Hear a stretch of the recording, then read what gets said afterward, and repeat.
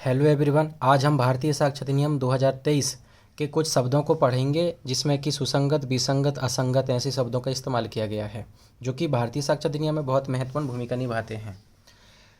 इसे समझने से पहले सबसे पहले हम समझते हैं जैसे कि हमारे घर में माता पिता होते हैं, बच्चे होते हैं। माता पिता बच्चे को क्या कहते हैं कि आप अच्छी संगति में ही रहिएगा बेटा, कुसंगति नहीं करिएगा, नहीं तो आपको भी घर पे नहीं आने दिया जाएगा ना वो बच्चे घर पे आ पाएंगे। संगति अच्छी रहेगी तो वो बच्चे भी आ जाएंगे घर पे और साथ में आप तो आएंगे ही आएंगे।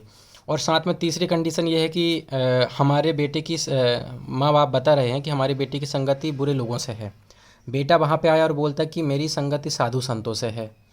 तो इस प्रकार से दोनों कैसे हैं, ये भी पॉजिटिव है और ये भी पॉजिटिव है। यहाँ पे संगति अच्छी है, यहाँ पे भी साधु संतों की संगत अच्छी होती है। ये लेकिन गलत है, नेगेटिव वे में है। इसी प्रकार से जब न्यायालय में कोई मामला जाता है, मान लीजिए कि ए ने चोरी किया तो ये अपराधी कहलाएगा। लॉ की लैंग्वेज में अक्यूज्ड या अभियुक्त कहते हैं।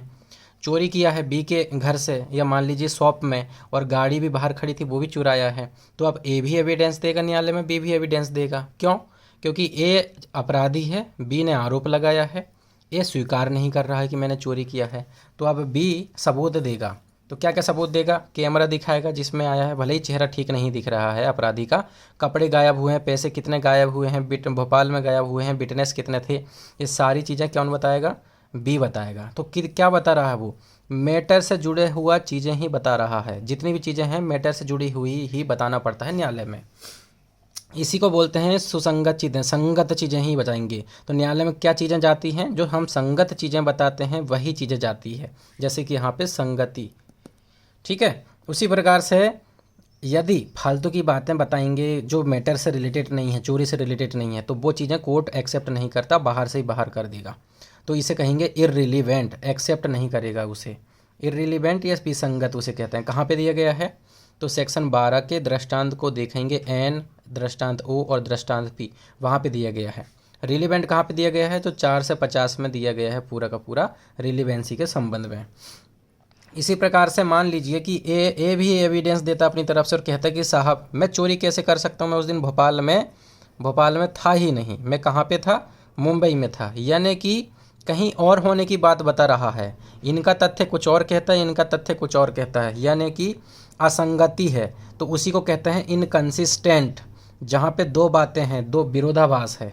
तो क्या न्यायालय इसकी बात को स्वीकार करेगा? न्यायालय में जो मुंबई में है बोल रहा है, तो न्यायालय एक ही बात को भी एडमिट करेगा, स्वीकार करेगा कि ठीक है क्योंकि धारा 11 क्या कहता है? असंगत तथ्य भी सुसंगत होते हैं, इनकंसिस्टेंट फैक्ट भी रिलीवेंट होते हैं। इस प्रकार से सुसंगत, विसंगत और असंगत आपको समझ में आ गया होगा। यहाँ पे सुसंगत वर्ड कैसे वे में है? पॉजिटिव वे में है, क्योंकि इसको एक्सेप्ट किया जा रहा है। विसंगत शब्द नेगेटिव वे में है, क्योंकि ये फालतू की बात है जो न्यायालय को कई बार आपने देखा होगा कि न्यायालय में कई लोग कहते हैं कि ऑब्जेक्शन योर ऑनर, पक्षकार का वकील कहता है ऑब्जेक्शन योर ऑनर। जब आप मैटर से बाहर जाते हैं तो वहाँ पे आपको रोक भी दिया जाता है अगर आप मैटर की बात नहीं कर रहे हैं। वही होता है इररिलीवेंट और इनकंसिस्टेंट, आप समझ चुके हैं। तो आई होप आपको समझ में आया होगा। ऐसे ही हम लगातार वीडियो लाते रहेंगे, सारे एविडेंस और बाकी आरजेएस एमपी से रिलेटेड जितनी भी वैकेंसी आती है और जिससे रिलेटेड जो लॉ है उसके बारे में चर्चा करेंगे।